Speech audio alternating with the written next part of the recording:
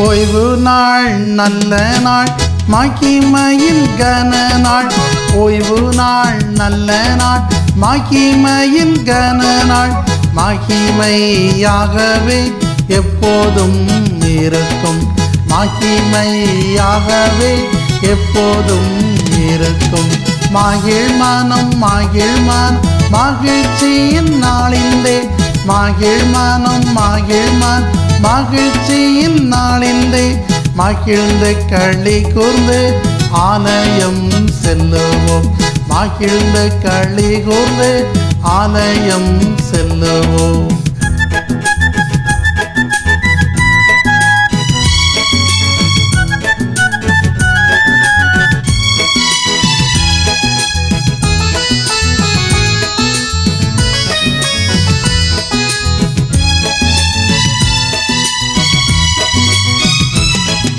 மகிழ் மனம் மகிழ் மனம் மகிழ்ச்சியின் நாளிலே. மகிழ்ந்து களி கூர்ந்து ஆலயம் செல்லுவோம். மகிழ்ந்து களி கூர்ந்து ஆலயம் செல்லுவோம். கிறிஸ்துவுக்குள் எனக்கு அன்பான திருச்சபை மக்களே, இயேசுவின் நாமத்தினாலே உங்களை நான் வாழ்த்துகிறேன். ஆண்டவருடைய கிருபை உங்களோடு கூட இருப்பதாக. இந்த பரிசுத்த நாளிலும் நாம் தியானிக்கும்படியாக உள்ள தலைப்பு ஃபெல்லோஷிப், ஐக்கியம். ஃபெல்லோஷிப், ஐக்கியம். இதை குறித்து தான் இந்த நாளிலே நான் உங்களோடு கூட பகிர்ந்து கொள்ள விரும்புகிறேன். ஐக்கியம் என்று சொல்லும்போது, ஃபெல்லோஷிப் என்று சொல்லும்போது, அது கிரேக்க வார்த்தை கொய்னோனியா என்று அழைக்கப்படுகிறது. கொய்னோனியா என்று சொல்லும்போது அது ஒரு கூட்டாண்மை, ஒரு ஐக்கியம், சேர்ந்து இருப்பது, யூனிட்டி, இதை குறிக்கிறது. அப்போ இந்த கொய்னோனியாவுடைய அடிப்படை அர்த்தம் என்ன? ஷேரிங் ஈச் அதர், ஒருவருக்கொருவர் பகிர்ந்து கொள்ளுதல். இந்த கொய்னோனியா என்பதற்கு அடிப்படையான ஒரு காரியம் அப்ஹோல்டிங் ஈச் அதர், ஒருவரை ஒருவர் தாங்குவது, ஒருவரை ஒருவர் தாங்குவது. அது மட்டுமல்ல, விட்டு கொடுப்பது, லிவ் அண்ட் டேக் பாலிசிஸ். இதெல்லாம் இந்த ஐக்கியத்திலே இருக்கிறது. இன்னைக்கு இப்படிப்பட்ட காரியங்கள் இல்லாத இடங்களிலே ஐக்கியம் இருப்பதற்கு வாய்ப்பே கிடையாது. என் அன்புக்குரிய தேவனுடைய பிள்ளைகளே, அது ஒரு குடும்பமாக இருக்கலாம், அல்லது சபையாக இருக்கலாம், சமூகமாக இருக்கலாம், வேலை ஸ்தலமாக இருக்கலாம். இணைந்து இருக்கும்போது தான் அங்கே பலம் இருக்கும். அதுதான் சொல்வார்கள் ஆங்கிலத்திலே, unity is strength. Unity is strength. அப்போ யூனிட்டி அங்கே இல்லைன்னா அங்கே வீக்னஸ் ஆயிரும். யூனிட்டி இல்லைன்னா வீக்னஸ் ஆயிரும். என் அன்புக்குரிய தேவனுடைய பிள்ளைகளே, ஆகவே தான் ஆண்டவர் ஐக்கியத்தை அவர் மையப்படுத்துகிறார். நானும் என் பிதாவும் ஒன்றாயிருக்கிறோம் என்று அவர் சொல்கிறார். We are one. But that is Trinity essence என்பதை நாம் சொல்கிறோம். அந்த இது இருக்கட்டும். ஆனால் ஆண்டவர் ஐக்கியத்தை மையப்படுத்துகிறார். இன்றைக்கல்ல, இந்த time of the garden of Eden, ஆதியிலே ஏதேன் தோட்டத்தில் உள்ள அந்த காலகட்டத்திலே இந்த ஐக்கியத்தை அவர் எதிர்பார்த்தார். ஆதாமை உருவாக்கினார், ஏவாளை உருவாக்கினார். சரி, சந்தோஷமா இருக்கட்டும் அப்படின்னு போகல. God wants a fellowship with human beings. இறைவன் மனுக்குலத்தோடு ஒரு ஐக்கியத்தை இருக்க வேண்டும் என்பதற்காக தான் பகலின் குளிர்ச்சியான வேளையில தேவனாகிய கர்த்தர் அந்த தோட்டத்தில் என்ன செய்யறாரு? உலாவ வருகிறார். அவர் படைத்த மனுமக்களை பார்ப்பதற்காக அவர் என்ன செய்கிறார்? வருகிறார். அப்படி என்றால் மனிதனை படைத்தது, அவருடைய சாயலாக படைத்தது, உருவாக்கப்பட்டதின் the very base, the purpose very கிளியராக சொல்லப்பட்டிருக்கிறது. என்னதென்றால், இறைவனும் மனிதனும் ஒரு ஐக்கியத்திலே இருக்க வேண்டும் என்பதற்காக தான் அங்கே கொடுக்கப்பட்ட ஒரு நியமமாக இருக்கிறது.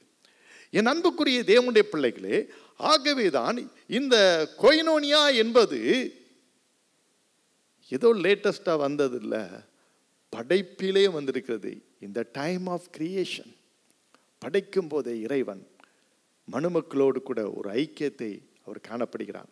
ஆனால் அந்த ஐக்கியத்தை பிளவுபடுத்துவதற்கு எண்ணுகிறவன் தான் பிசாசு. ஐக்கியத்தை பிளவுபடுத்துவதற்கு எண்ணுகிறவன் பிசாசு. அதனால்தான் பிசாசானவன் ஏவாளை வஞ்சித்து, அப்புறம் ஆதாம் அதற்கு உடன்பட்டு பாவத்திலே விழுந்தது நிமித்தம் ஐக்கியம் அங்கே உடைக்கப்பட்டு விட்டது. The fellowship was broken. The relationship was broken. அவைகள் உடைக்கப்பட்டு போய்விட்டது. என் அன்பு தேவனுடைய பிள்ளைகளே, அப்போ அது உடைக்கப்பட்டு போனதுனால மனிதன் என்ன ஆயிட்டான்? பாவத்துல விழுந்துட்டான். பாவத்துல விழுந்துட்டான். அப்ப பாவத்துல விழுந்ததுனால தேவ மகிமை போயிட்டு இவனுக்குள்ள அந்த ஸ்தானத்தை இழந்துட்டான். அவரோடு கூட உறவாட வேண்டியவன் ஒளிந்து வாழ வேண்டிய ஒரு சூழ்நிலை இருக்கிறது. ஆதாமே எங்கே இருக்கிறான்னு கூப்பிடுறாரு. இவன் சொல்றான், நாங்க தவறு பண்ணதுனால, ஐக்கியத்துல விட்டு வெளியே வந்ததுனால நாங்க ஒளிந்து கொண்டு இருக்கிறோம். என் அன்பு தேவனுடைய பிள்ளைகளே, இன்றைக்கு இந்த இறைவனோடு உள்ள ஒரு ஐக்கியம் நமக்கு எவ்வளவு முக்கியமாய் இருக்கிறதோ, அதே போல சக மனிதர்களோடு கூட, வேலை பார்க்கிற இடமா இருக்கலாம், ஒரு சபையா இருக்கலாம், குடும்பமா இருக்கலாம், எங்கேயும் அது அவசியப்படுகிறது. எல்லாம் அது இல்லைன்னா இது இருக்காது. அதுதான் இறைவனோடு உள்ள ஐக்கியம்தான் பிரதானம். அது வைத்து தான் அடுத்தது இருக்கும். அதற்கு நான் வேதத்திலிருந்து ஒரு 3 காரியங்களை உங்களோடு பகிர்ந்து கொள்ள விரும்புகிறேன். ஆதியிலே தேவன் இந்த ஐக்கியத்தை இருக்க வேண்டும் என்பதற்காக தான் ஆதாம் ஏவாளை சிருஷ்டித்து அவர்களை சந்திப்பதற்காக சென்றார். ஆனால் பாவம் அந்த ஐக்கியத்தை உடைக்கிறது. அதை தெளிவுபடுத்தும் வண்ணமாக ஒரு வசனத்தை நாம் வாசிப்போம். அப்போஸ்தலனாகிய யோவான் எழுதின 1 நிருபம் 1 அதிகாரம் 7 வசனத்தின் முதல் பகுதியை வாசிக்க கேட்போம். 1 யோவான் 1:7. அவர் ஒளியில் இருக்கிறது போல நாமும் ஒளியிலே நடந்தால் ஒருவரோடொருவர் ஐக்கியப்பட்டிருப்போம். நன்றாக கவனிங்கள். அதற்கு முந்தின வசனம் சொல்லி இருக்கிறது, நாம் அவருடைய ஐக்கியப்பட்டவர்கள் என்று சொல்லியும் இருளிலே நடக்கிறவர்களாக இருந்தால். இப்போ நீங்க நல்லா கவனிக்கணும், ஒளி இருள். இந்த ஐக்கியத்தை அவரோடு கூட இருப்பதற்கு, ஒளியோடு கூட நாம் ஐக்கியப்படுவதற்கு ஒரு குவாலிஃபிகேஷன் வேணும். பாவம் உள்ளே வந்து விட்டது. பாவம் உள்ளே வந்து விட்டது. ஆதி பெற்றோராகிய ஆதாம் ஏவாள் வழியாக பாவம் உள்ளே வந்து விட்டது. தேவனுடைய ஐக்கியத்தை அங்கே சிதைக்கப்பட்டு விட்டது. தேவனுடைய ஐக்கியம் சிதைக்கப்பட்டு விட்டது.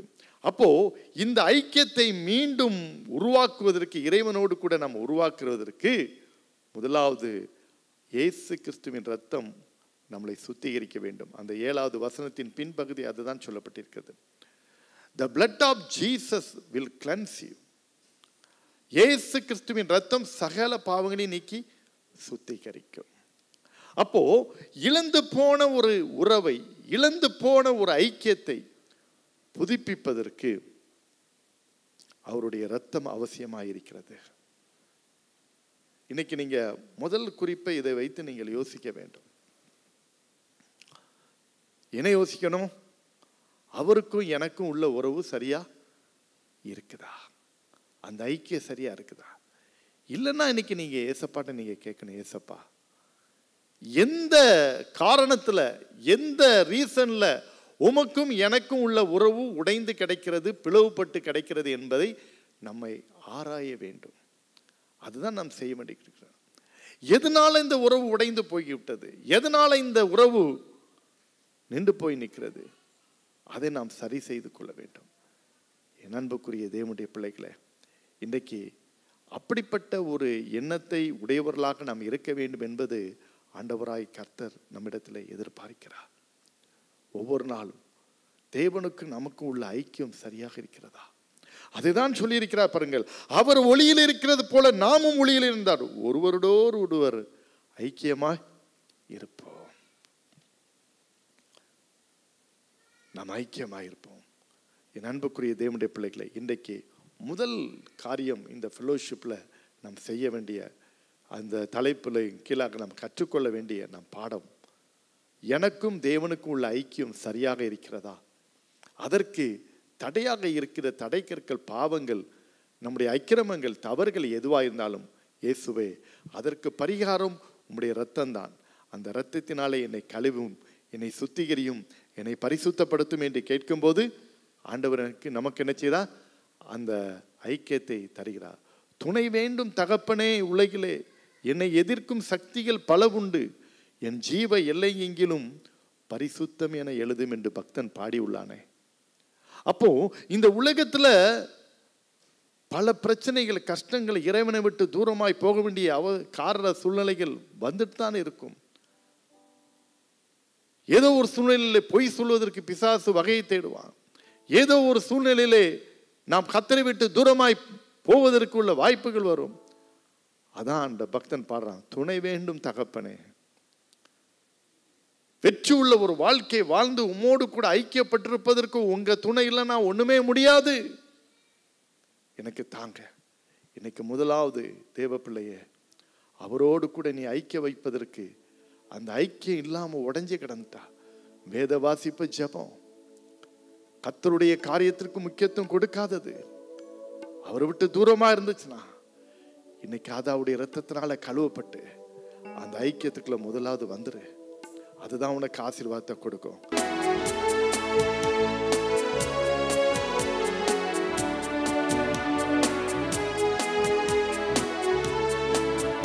துணை வேண்டும் தகப்பனை, உலகிலே என்னை எதிர்க்கும் சக்திகள் பல உண்டு.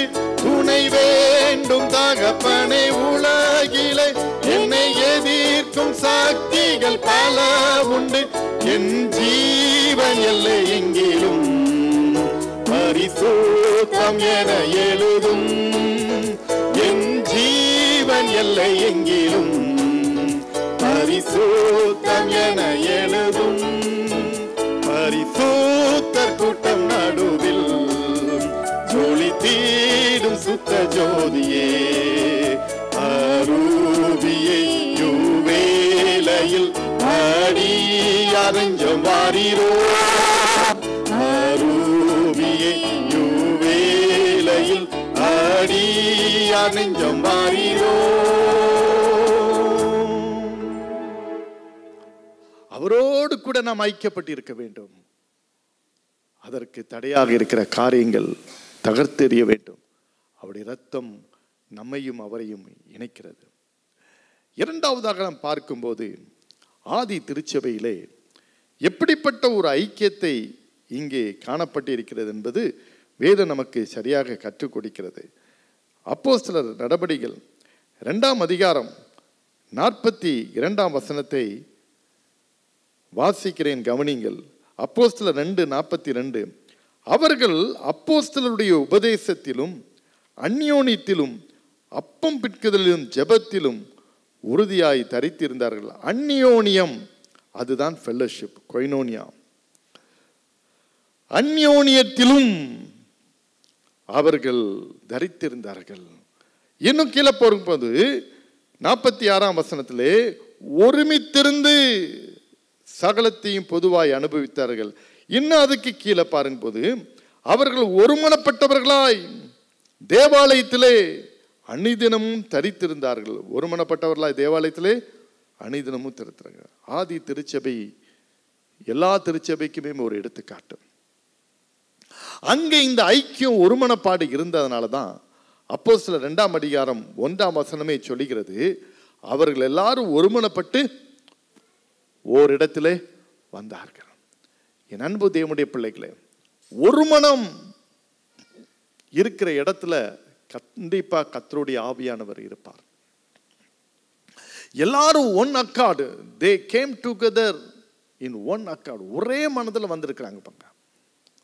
அந்த ஒரே மனதில் வரும்போது தான் பரிசுத்த ஆவியானவர் அவர்கள் மீது பொழிந்தருளினார். அந்த பரிசுத்த ஆவியானவர் அவர்களுக்குள்ளே இருந்தபடினால்தான் அவர்கள் அந்யோனியத்திலே ஜெபத்திலே தரித்திருக்க முடிந்தது. அந்த அந்யோனியம் தான் கொய்னோனியா, ஐக்கியம்.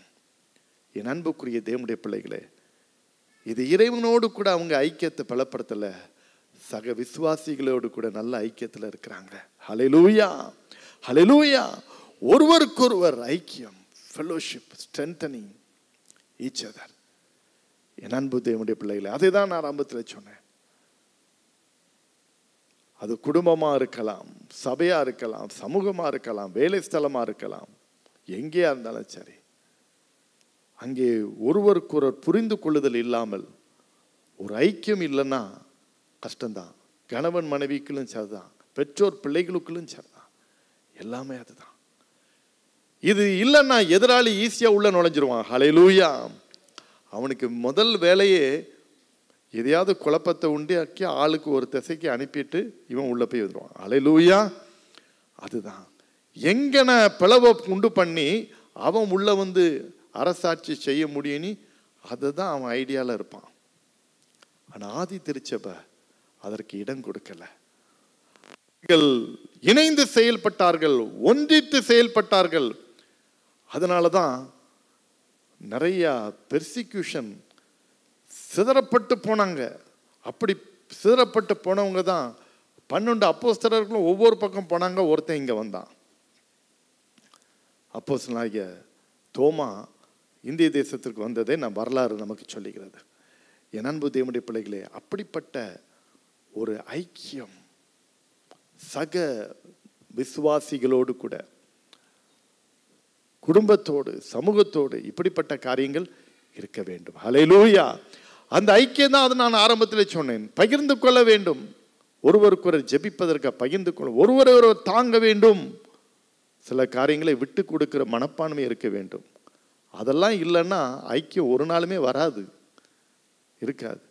சில காரியங்கள் அப்படிதான். நம்ம அந்த ஐக்கிய குளறுபாடுகளுக்கு இன்னைக்கு உலகத்தில், சமூகத்தில் நம்ம பார்க்கும்போது இந்த 3 சரியான ஒரு ரேஷியோவில் போகலைன்னா அங்கே ஐக்கியம் இருக்காது. என் அன்புக்குரிய தேவனுடைய பிள்ளைகளே, இன்னைக்கு நீங்கள் யோசித்து பாருங்க, சின்ன அளவுலேருந்து யோசித்து பாருங்க. உங்களுக்குள்ளும் உங்களுடைய மனைவிக்கு, உங்களுக்குள்ளும் உங்களுடைய கணவர், உங்களுக்கும் உங்கள் பெற்றோருக்கும், உங்களுக்கும் உங்கள் பிள்ளைகளுக்கும், நம்முடைய வேலை ஸ்தலத்தில் இருக்கிற மற்ற சக நபர்களோடு கூட, நம்முடைய சபைக்கு வாரீங்க மற்ற சக விசுவாசிகளோடு கூட எப்படி நீங்கள் ஐக்கியமாக இருக்கிறீங்க? Just examine your self. உங்களை நீங்கள் யோசித்து பாருங்க. ஆண்டவர் சொல்றாரு, ஆதி திருச்சபையில் அங்கே டிவிஷனுக்கு வாய்ப்பே இல்லை. அங்கே டிவிஷனுக்கு வாய்ப்பே இல்லை. அங்கே ஒரு பிரிவினையின் ஆவிகள் இல்லாத அளவுக்கு இருந்தனால தான் பரிசுத்த ஆவியானவர் கொடுக்கப்பட்டார். அல்லது இவங்களுக்குள்ள ஆளுக்கு ஒன்று வடக்க தெக்க போட்டுட்டு இருந்ததுன்னா இந்த ஆவியானவர் அங்கே கொடுக்கப்பட்டிருக்க மாட்டார். ஹல்லேலூயா, ஹல்லேலூயா. இன்னைக்கு கர்த்தருடைய ஆவியானவர் உங்களுக்குள்ள இருக்கணும்னா உங்கள் வாழ்க்கையில் தேவனோடு கூட எப்படி நீங்கள் ஐக்கியமாக இருக்கிறீர்கள், அதே போல் இந்த உலகத்திலே வாழும் சக மக்களோடு கூட நாம் ஐக்கியமாக இருக்க வேண்டும். கசப்புணர்ச்சி, காழ்ப்புணர்ச்சி, இந்த விதமான ஒரு வாழ்க்கையோடு கூட நாம் வாழும்போது அது நம் வாழ்க்கையில் ஒரு நெகட்டிவ் ரிமார்க்ஸை தான் கொடுக்குறத ஒழிய ஒரு பாசிட்டிவ் லைனுக்கு நம்ம போக முடியாது. என் அன்புக்குரிய தேவனுடைய பிள்ளைகளே, இன்னைக்கு கர்த்தருடைய சமூகத்தில் இந்த காரியத்தை நாம் ஆராய்ந்து பார்க்க வேண்டும். ஆண்டவரே, எதிலே நான் தவறி இருக்கிறேன், எதிலே நான் காணப்பட்டிருக்கிறேன், என்னை சரிப்படுத்த எனக்கு உதவி செய்யும் அப்பா. உம்மோடு நான் ஐக்கியப்படுவது போல இந்த உலகத்தில் வாழுகிற சக மனிதர்களோடு கூட, மனுஷிகளோடு கூட நான் ஐக்கியப்படுவதற்கு எனக்கு நீர் உதவி செய்யும் என்று கேட்கும்போது அப்பொழுது ஆண்டவர் நமக்கு உதவி செய்கிறார். ஹல்லேலூயா. நமக்கு பலன் இல்லை, ஆனால் பலப்படுத்துகிற கிறிஸ்துவினாலே என்னால் செய்ய முடியும். ஹல்லேலூயா. நம்மால் முடியாது, ஆனால் தேவனால் எல்லாமே கூடும். ஹல்லேலூயா. அதுதான் இன்றைக்கு ஆண்டவர் சொல்லியிருக்கிறார். என் அன்பு தேவனுடைய பிள்ளைகளே, பரிசுத்த ஆவியானவர் உங்களை நிரப்புவதற்கு இந்த ஒருமனப்பாடு தேவை. ஆராதனையில் கூட நம்ம பாடினோம், விண்ணக காற்றே என்மேல் வந்து வீசிடும், வெண்புறாவை போல என்மேல் வந்து அமர்ந்திடும். ஒருவேளை அந்த விண்ணக காற்று நம்ம மேல வீசணும், வெண்புறாவை போல இறங்கணும் அப்படின்னா பாடுறோம், சந்தோஷம். அது எப்போ நாம் நம்முடைய மனதில் எந்த விதமான ஒரு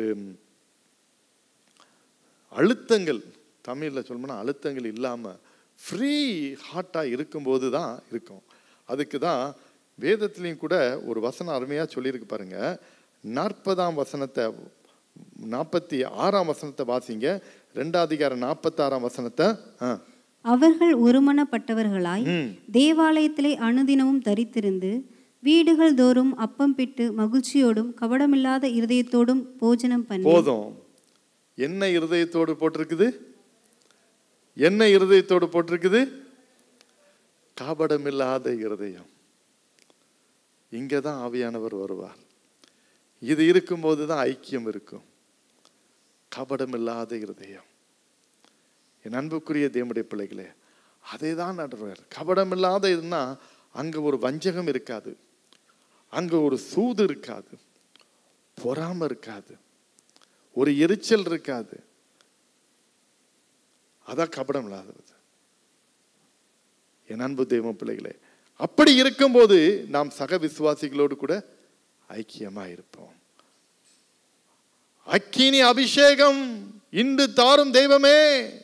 எஸ், கபட இருதயத்தோடு நீ இருந்தா எத்தனை ட்ரிப்பு அக்கினி அபிஷேகம் இன்று தாரும் தேவன்னு நீ பாடினாலும் கூட ஒரு நாளுமே கிடைக்காது. ஹல்லேலூயா, ஹல்லேலூயா.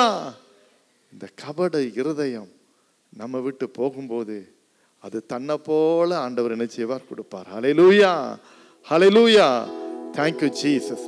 இன்னைக்கு ஆண்டவர்கிட்ட கேட்க போறது, மற்ற சக விசுவாசிகளோடு கூட சக மனிதர்களோடு கூட ஐக்கியப்படுவதற்கு தடையா இருக்கிற இந்த கபட இருதயத்தை ஆண்டவரே என்னை விட்டு எடுத்து போட்டு ஒரு நல்ல இருதயத்தை எனக்கு தாருமின்னு கேட்போமா? ஹல்லேலூயா.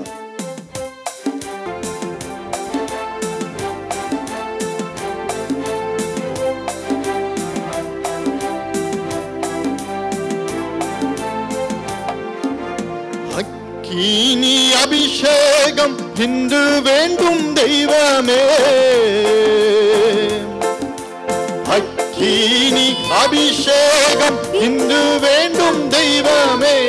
இந்நாளும் என் பாத்திரம் நிரம்பி வழிய செய்யுமே. இந்நாளும் என் பாத்திரம் நிரம்பி வழிய செய்யுமே.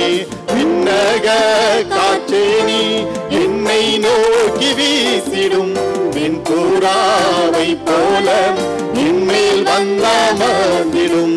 விண்ணக காற்றே நீ என்னை நோக்கி வீசிடும், வெண்புறாவை போல என்மேல் வந்தமர்ந்திடும்.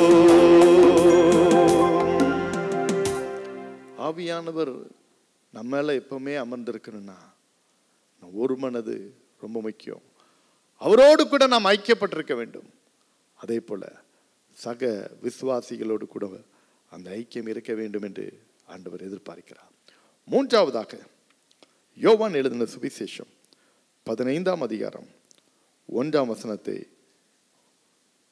வாசிக்க கேட்போம். யோவான் 15:1 வசனம். நான் மெய்யான திராட்சை செடி, என் பிதா திராட்சை தோட்டக்காரர். எண்ணில் கனி கூடாதிருக்கிற கொடி எதுவோ அதை அவர் அறுத்து போடுவார். கனி கொடுக்கிற கொடி எதுவோ அதிக கனிகளை கொடுக்கும்படி சுத்தம் பண்ணுகிறார் என்று சொல்லப்பட்டிருக்கிறது. இப்போ இந்த 15ஆம் அதிகாரம், யோவான் 15ஆம் அதிகாரத்தை நீங்கள் வாசித்து பார்க்கும்போது 3 காரியங்கள் இங்கே தெளிவாக சொல்லப்பட்டிருக்கிறது. தோட்டக்காரர், திராட்சை செடி, திராட்சை கொடி. இயேசு சொன்னார், ஐ ஆம் த ட்ரூ வைன். நானே மெய்யான திராட்சை செடி. சரி, செடி ஒரு பக்கம், தோட்டக்காரன் பிதா. அடுத்தது கொடிகள். யார்? நீங்களும் நானும் தான். விசுவாசிகள் கொடிகள். ஹல்லேலூயா. நாம் ஒருவரோடொருவர் ஐக்கியமாக இருப்பது ஏதோ காலத்தை கடத்திட்டு போறதுக்காண்டி இல்லை, நாட்களை என்ன செய்யணும் ஓட்டிட்டு போறதுக்காண்டி இல்லை. என்னத்தையோ ஒப்பேத்திட்டு போயிட்டே இருப்போம், என்னத்தையோ கடத்திட்டு போயிட்டே இருப்போம். சல்தாகை ஹிந்தியில் சொல்ற போல ஏதோ நடக்குது போகுது, அப்படி இல்லை. ஆண்டவர் அவருடைய சாயலாய் நம்மை படைத்து வைத்திருக்கிறவருடைய ரீசனே கனி கொடுப்பதற்காக. ஹல்லேலூயா. bear fruits. நாம் கனி கொடுக்க வேண்டும்.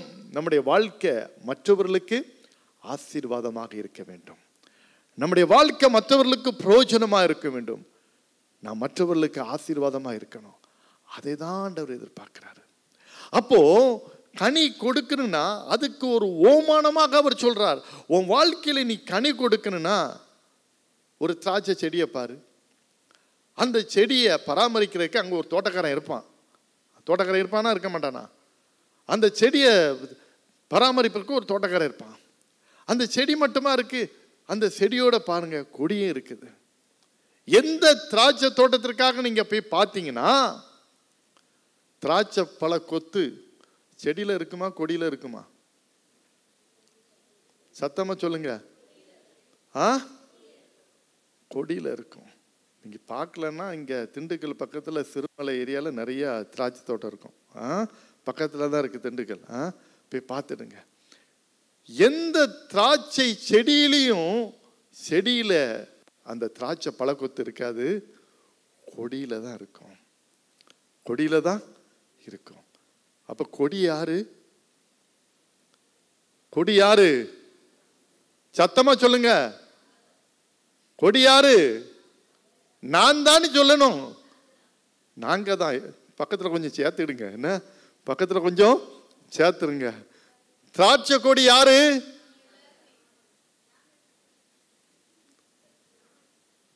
இதுதான் அங்க ஐக்கிய குளறுபடியே இருந்தது.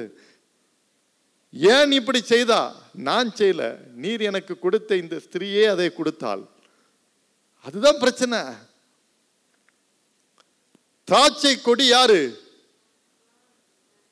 சவுண்டு பத்தாது, இன்னும் பத்தாது. இன்னும் திராட்சை கொடி நான் தான். நான் தான் கனி கொடுக்க முடியும். நான் தான் கனி கொடுக்க முடியும். அப்ப நான் கனி கொடுக்க வேண்டுமானால், நான் கனி கொடுக்க வேண்டுமானால் நான் யாரோடு இணைக்கப்பட்டிருக்கிறேன் என்பதுதான் முக்கியம். எனக்கு கொடியினுடைய செடி எங்கே இருக்கிறது? கொடியினுடைய செடி எங்க இருக்கிறது? செடி நானே திராட்சை செடின்னு சொன்னாரே, அந்த அவரோடு கூட நான் இணைக்கப்பட்டிருக்கிறேனா? அல்லது உலகத்தோடு கூட இணைக்கப்பட்டிருக்கிறேனா? அல்லது என்னுடைய மாம்சத்தில் இணைக்கப்பட்டிருக்கிறேனா? அல்லது அவருக்கு பிரியமில்லாத காரியங்களில் இணைக்கப்பட்டிருக்கிறேனா? இதை தான் இன்றைக்கு நீங்கள் அந்த ஐக்கியம் எங்கே இருக்கிறது? கொடிக்கும் செடிக்கும் உள்ள ஐக்கியமாக இருக்கிறதா? அல்லது அந்த கொடி நான் தான் ஐயா பழத்தை போட்டுட்டு இருக்கிறேன், நீ வேண்டியதில்லைன்ட்டு அந்த செடியை விட்டுட்டு தனியாக போனால் அடுத்த நிமிஷமே அது காய தொடங்கி விடும். ஹல்லேலூயா. காய்ந்து கருவாடாக போயிடும், ஒரு நாளும் திருப்பிக்க முடியாது. இதே போலதான் நான் நான் நான் செய்து விடுவேன் என்று நினைக்க கூடாது. அவர் இல்லாமல் நாம் இல்லை. என் அன்புக்குரிய தேவனுடைய பிள்ளைகளே, கொடி இல்லாம செடி சர்வே ஆகும், கொடி இல்லாம செடி வாழும். செடி வாழும். ஆனால் செடி இல்லாமல் கொடி வாழாது. என் அன்பு தேவனுடைய பிள்ளைகளே, நீங்களும் நானும் கனி கொடுப்பதற்காக தான் ஆண்டவர் இந்த உலகத்தில் வைத்திருக்கிறார். மற்றவர்களுக்கு பிரயோஜனமா ஆசீர்வாதமா இருக்கணும். எப்படி ஆசீர்வாதமா இருக்கிறது? மற்றவர்களுக்காக ஜெபிப்பதில் நம்ம ஆசீர்வாதமா இருக்கணும். மற்றவர்களுக்காக ஜெபிப்பது, மற்றவர்களுக்காக நம்மளால் இந்த உதவிகளை செய்வது, மற்றவர்களுக்கு நம்மால் இந்த காரியங்களை செய்வது, ஒருவருக்கொருவர் நாம் தாங்குவதும் பகிர்ந்து கொள்வதும் இப்படிப்பட்ட ஒரு காரியங்கள் இருக்கிறது. என் அன்பு தேவனுடைய பிள்ளைகளே, இன்னைக்கு இயேசுவாகிய செடியோடு கூட நீங்கள் இணைக்கப்பட்டிருக்கிறீர்களா? அந்த இணைப்பு எப்பொழுது இருக்கணும்? இல்லை, உங்கள் இணைப்பு வேறு எதிலையாவது இருந்தால் நீங்கள் ஒரு நாளும் கனி கொடுக்க முடியாது. உங்கள் வாழ்க்கை எரியுண்டு போடப்படுகின்ற ஒரு வாழ்க்கையாக மாறிவிடும். வேதமாக தான் சொல்லி, கனி கொடுக்காத வாழ்க்கை எரியுண்டு போகிற ஒரு வாழ்க்கையாக மாறிவிடும். நீங்கள் மிகுந்த கனிகளை கொடுப்பதனால் என் பிதா மகிமைப்படுவார். 8ஆம் வசனத்தை பாருங்க. நீங்கள் மிகுந்த கனிகளை கொடுப்பதினால் என் பிதா மகிமைப்படுவார், எனக்கும் சீஷராய் இருப்பீர்கள். ஆண்டவர் சொன்னார், ஃபாலோ மீ. சீஷத்துவத்தின் ஒரு முக்கியமான காரியம் என்னென்றால், what is discipleship? Discipleship is nothing but simply follow him. சீஷத்துவம் வேற ஒன்றும் இல்லை, அவரை நாம் பின்பற்றுவது. எந்த எதிர்பார்ப்பும் இல்லாமல், எதிர்நோக்கும் இல்லாமல். எப்படி அன்றைக்கு சீஷர்கள் பார்த்து கடற்கரையிலே பார்த்து ஆண்டவர் சொன்னார், follow me. They left everything. They followed Jesus. அதேதான், இதுதான் சீஷத்துவம். ஆண்டவர் சொல்றார், நம்மையும் சீஷர்களாக மாற்றுவதற்கு தான் ஆண்டவருடைய எண்ணமாய் இருக்கிறது. இன்றைக்கு சீஷனாய் மாறுவோமா? மற்றவர்களை சீஷர்களாய் மாற்றுவோமா? எப்பொழுது செய்ய முடியும் தெரியுமா? இந்த செடியோடு கூட நீங்கள் இணைக்கப்பட்டிருக்கும் போதுதான். You will become a disciples and you will also make disciples. நீங்கள் சீஷர்களாய் மாறுவீர்கள், மற்றவர்களை சீஷர்களாய் மாற்றுவீர்கள். அது எப்பொழுது சாத்தியமாகும்? இந்த செடியோடு கூட நீங்கள் இணைக்கப்பட்டிருக்கும் போது, இயேசுவாகிய செடியோடு கூட இணைக்கப்பட்டிருக்கும் போது நீங்கள் கனி கொடுக்க ஆரம்பிப்பீர்கள். அந்த ஐக்கியம் ஸ்திரப்படும், பலப்படும். ஃபெலோஷிப், கொய்னோனியா, படைப்பின் ஆரம்பமே ஐக்கியத்தை தான் குறிக்கிறது. இறைவன் மனுமக்களை உண்டாக்கினது அவரோடு கூட ஐக்கியப்படுவதற்கு தான். அந்த பிளவுபட்ட அந்த ஐக்கியம், இருளும் ஒளியும் பிரிந்து காணப்பட்ட அந்த ஐக்கியத்தை மீண்டும் புதுப்பிப்பது இயேசுவின் ரத்தம். அந்த ரத்தம் உன்னை மீண்டும் ஐக்கியத்தில் கொண்டு வருகிறது. அவரோடு கூட ஐக்கியம். இரண்டாவது சொன்னேன், சக மனிதர்களோடு கூட ஐக்கியம். அதற்கு பரிசுத்த ஆவியானவர் உனக்கு வேண்டும். அந்த ஒரு மனது உனக்கு கபடல்ல இருதயத்தோடு கூட இருக்கும்போது இந்த ஆவியானவர் உனக்குள்ளே இருப்பார், மற்றவர்களோடு கூட ஐக்கியமாக இருப்பார். மூன்றாவதாக, இந்த ஐக்கியம் உனக்கு ஏன்? நீ கனி கொடுப்பதற்காக. செடியும் கொடியும் இணைக்கப்பட்டால் கனி கொடுக்க ஆரம்பித்து விடும். இன்றைக்கு அப்படி இணைக்கப்பட்ட வாழ்க்கை இருக்கிறதா? இணைக்கப்பட்ட வாழ்க்கை இருக்கிறதா? இருந்தா ஆண்டவர்கிட்ட கேளு, ஆண்டவரே நானும் கனி கொடுக்க வேண்டும், உம்மோடு கூட நான் இணைந்து கனி கொடுக்கிற வாழ்க்கையை எனக்கு தாரும் சாமி என்று கேட்போம். சீஷராய் மாறுங்கள், மற்றவர்களை சீஷராய் மாற்றுங்கள். இதுதான் கனி கொடுக்கிற வாழ்க்கை. Let us all stand. எல்லாருமே எழுந்து நிற்போம். Thank you Jesus. நன்றி இயேசு சாமி. கனி செடி நீர் நிலைத்திருக்கும், கொடியாய் படர்ந்திலங்க, கிளை நறுக்கி களை பிடுங்கி கர்த்தரே என்னை சுத்தம் செய்யும் அப்பா. உம் பாதம் பணிந்தேன், என்னாலும் துதியே. Thank you Jesus. ஆண்டவரே, நான் கனி கொடுப்பதற்கு என்னை மாற்றும். என்னை சீஷனா மாற்ற மாட்டீங்களாப்பா? I want to become your disciple. இயேசு கிறிஸ்து இந்த உலகத்துல கடைசியா சொல்லிட்டு போனது அதானே, preach the word of God and make disciples. சீஷராக்குங்க. எஸ், எப்பையா நீ சீஷராவா? நீ செடியோடு என்னைக்கு இணைக்கப்படுறியோ அன்னைக்கு தான் நீ சீஷனாக மாற முடியும். கனி செடி நீர் நிலைத்திருக்கும், கொடியாய் படர்ந்திலங்க. ஆண்டவரே, நீர் என்னை நிரப்பும் அப்பா. என்னை நிரப்போ, என்னை நிரப்போ. Thank you Jesus. அவர் இல்லாமல் நம்ம இல்லை, ஒன்று இல்லை. ஜெபத்தோடு பாடுவியா? வாழ்க்கை காலங்கள் இருக்கிறவரையும் கர்த்தருக்காக வாழு. மற்றவங்கள பார்க்காத. அவன் இன்னைக்கு ஆலயத்து வரலையே, இவன் வரலையே, அவன் வரலையேன்னு பார்க்காத. You keep on coming. முடிந்தா சக விசுவாசிகளோடு கூட ஐக்கியப்பட்டு அவங்கள்ட்ட பேசுங்க. அவர்களை சொல்லுங்க, ஏன் நீங்க ஆலயத்துக்கு வரலன்னு கேளுங்க. வாங்க, நாம் ஐக்கியமாக இருப்போம். யூனிட்டி ஸ்ட்ரென்த், அதுதான் ஐக்கியம். Thank you Jesus. கனி கொடுக்கிறவனா என்னை மாற்றும் என்று கேட்போமா? Thank you Jesus.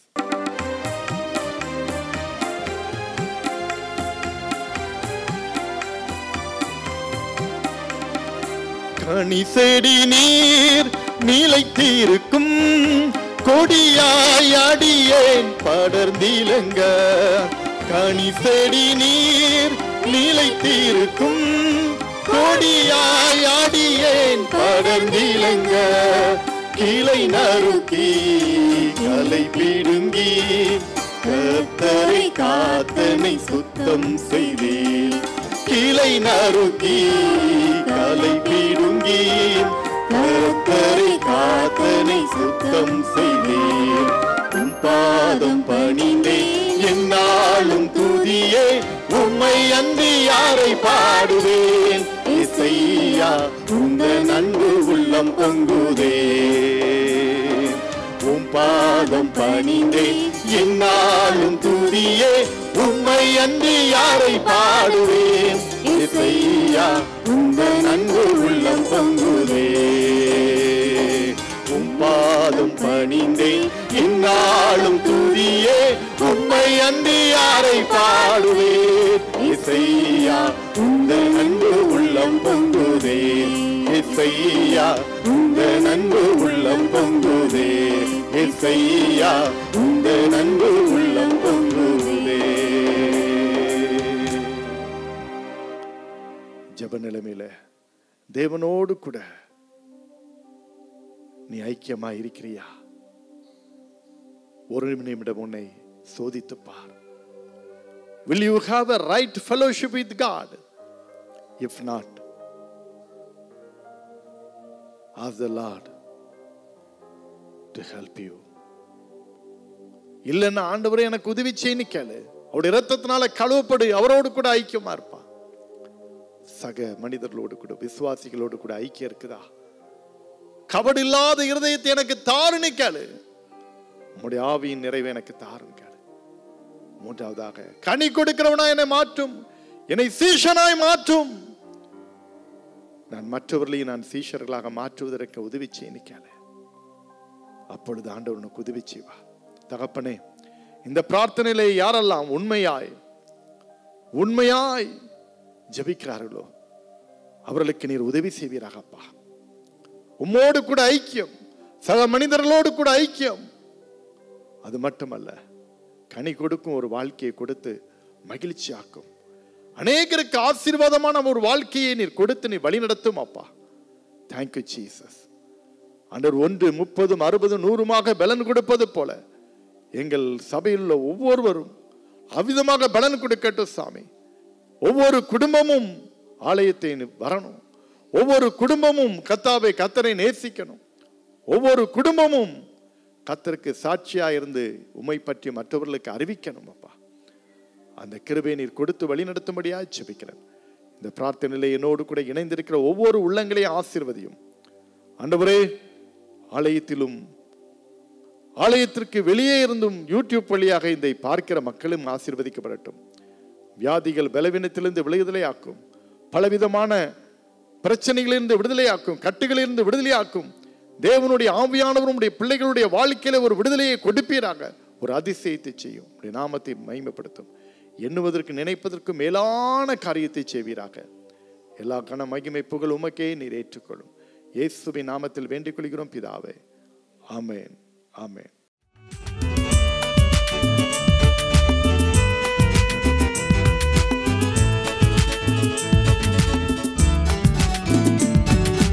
கர்த்தருக்குள் என்றும் இசைந்திருப்போம். அவருக்குள் ஒரே ஆவியாயிருப்போம், கர்த்தருக்குள் என்றும் இசைந்திருப்போம். அவருக்குள் ஒரே ஆவியாயிருப்போம், ஆவியினாலும் சரீரத்தினாலும் மகிமை செலுத்திடுவோம். கர்த்தருக்கே என்றும் ஆவியினாலும் சரீரத்தினாலும் மகிமை செலுத்திடுவோம். கர்த்தருக்கே என்றும். தேவனின் ஆலயமே, பரிசுத்த ஆலயமே, மகிமையின் ஆலயமே, நாமே அவ்வாலயமே. தேவனின் ஆலயம்